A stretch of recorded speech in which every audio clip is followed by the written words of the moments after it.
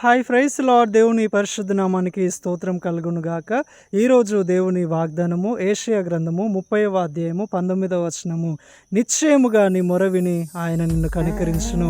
Amen. హల్లెలూయా. సహోదరి సహోదరుడా, ప్రతిరోజు నీవు నీ సమస్యలను బట్టి కృంగిపోతా, నలిగిపోతా, వేసారిపోతా, ఏం చేయాలో అర్థం కాక దేవుని వైపు చూస్తా, నాకు ఎవరైనా సహాయం చేస్తే బాగుండు, నాకు ఎవరైనా కనికరం చూపిస్తే బాగుండు, నా పరిస్థితి బాలేదు, ఎవరైనా నాకు సహాయం చేస్తే బాగుండు అని నీ బంధువుల యొద్దకు, నీ మిత్రుల యొద్దకు, నీ స్నేహితుల యొద్దకు వెళ్ళినప్పుడు వారు నీకు సహాయం చేయకపోగా, నిన్ను ఆదరించకపోగా, నిన్ను చేరదీయకపోగా, నీతో ప్రేమగా మాట్లాడకపోగా, నిన్ను చేర్చుకొనకపోగా, వారి మాటల చేత నిన్ను గాయపరిచారేమో, వారి మాటల చేత నిన్ను కృంగిపోయే విధంగా వారు నీ పట్ల ప్రవర్తించారేమో. కానీ ప్రభు అంటున్నాడు, నీ సమస్యలను, నీ వేదనను, నీ మొర్రను వింటున్న దేవుడు ఈరోజు అంటున్నాడు ఏంటంటే, బిడ్డ, ఎవరు నిన్ను కనికరించినా కనికరించకపోయినా, ఎవరు నీ అందు జాలిపడినా జాలిపడకపోయినా, నేను నిన్ను ప్రేమిస్తున్న దేవుడను, నా కనికరమును నేను నీకు చూపిస్తాను, నేను నీకు కావలసిన కృపను ఇస్తాను, నీకు సహాయం చేస్తాను,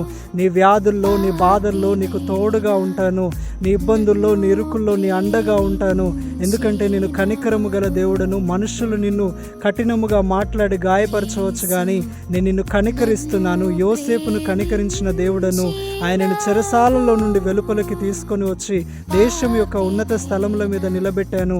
ఈరోజు కూడా నువ్వు నీ సమస్యలను బట్టి ఒంటరిగా కృంగిపోతూ, నలిగిపోతూ దేవుని కొరకు మొరపెడుతున్నావు, ఆయన సహాయం కొరకు మొరపెడుతున్న నీకు ప్రభు మాట్లాడుతున్నారు ఏంటంటే, నేను నిన్ను కనికరించెదను అని. ఆమెను. హల్లెలూయా. ప్రభు కూడా మిమ్మల్ని కనికరించి గొప్ప స్థాయిలో మిమ్మల్ని ఉంచబోతున్నాడు.